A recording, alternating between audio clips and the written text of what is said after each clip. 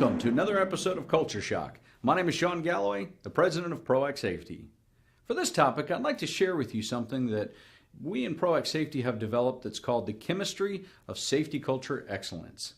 And this model represents to us some of the key components of a culture that's focusing on occupational organizational excellence. Now, certainly we target this primarily at safety. What I would encourage you to do as you're listening to this topic is think about how these elements apply to other areas in your operational performance. Number one, focus. Do we have a strong sense of shared focus? Do we have organizational alignment? If I were to walk to any individual in your organization and ask them, what are we focusing on in safety, quality, production? Would they tell me the most important thing? Do we have organizational alignment that we're all focusing on the most important thing? One of the other ways to figure that out is walk up to people and ask them, what's the most likely thing to get you injured here? What you'll find out with that question is what their perception about the probability of risks might be in your organization.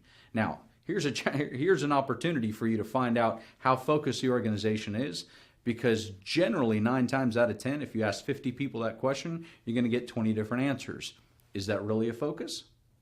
Next thing to look at is expectations. Do we have clear expectations? If I walk up to any supervisor and ask them, what's your role, responsibility, and expectations in safety? Could they tell me the things necessary to be successful in this area? Do we have clear expectations? In psychology, there's a joke that all disappointment is based on a set level of expectations. Are the expectations clear? Knowing what the expectations are for others in your mind isn't very effective if it's not in their minds as well. Then we start looking at what's being reinforced in the organization. Are we reinforcing precaution taking, or are we reinforcing, I wouldn't stop the job for that because that'll put a target on your back? What's currently being reinforced? If we know what we want people to do and we develop those expectations, are they reinforcing the things necessary to meet those expectations, or are we reinforcing the wrong things that's creating barriers to achieving safety culture excellence? Then we start looking at what's the shared sense of vulnerability. Do people believe that they're, pardon the term, bulletproof? Do they realize that they can get injured? It's a challenge in a lot of organizations, especially those that go multiple years without any injuries. They start thinking, it's not going to happen to me, it's going to happen to the other person. The reality is there's nothing we can do in any industrial setting to completely eliminate all the risks. There's always going to be some risks there. So do people see what those risks are and what they need to do to keep themselves safe? Thus realizing I'm not bulletproof, there is exposure to get injured here. Then we start looking at how effective is the communication. Remember that communication is a process, not a one-time event. Communication also has to have both a sender and a receiver. If we send an information to somebody in the form of an email and they don't open or read it, did communication really happen? Communication is something that happens on the receiver's end. We have to keep that in mind. Now, how effective is the communication? Again, if I walk up to any of your individuals in your organization and ask them, what was the topic of last month's safety discussion? Or what were the key takeaways from the last meeting that we had about safety? Could they recite that? If I walk up to any employee and say, tell me some of the details of last year's previous events, near misses or more severe injuries, could they tell me enough detail that provides them an understanding of what they can do to keep themselves safe? How effective is communication in your organization?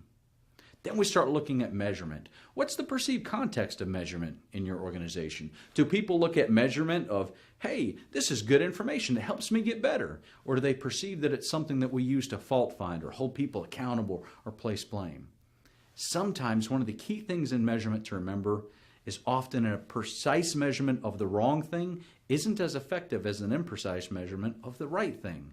Are we precisely measuring the wrong thing? Are we going out trying to gather an understanding of, are we working our plan in safety, and is our plan working? Sometimes precise measurements don't give you that. You have to go out and kind of look and feel for yourself. Then we start looking at passion in the organization. Here's one of the things that I've found in my experience. To get to a level of sustained excellence in safety or any operational category, there has to be passion at every level of the organization. And this passion is so critical because it works to keep the foundation that you've created over the years in safety or quality from crumbling among all the other hyper-competitive priorities people face on a daily basis. When we have shared passion for excellence, this is where we can get to a level of safety culture excellence. And what I find is the bonding agent that keeps all of these elements together is trust. I believe that trust truly is the glue that holds an organization together. How do people feel about the trust? If we don't trust what our focus is, if we don't trust why we're measuring what we're measuring, we're not going to get to a level of sustainable excellence in safety culture, quality culture, any area of your organization.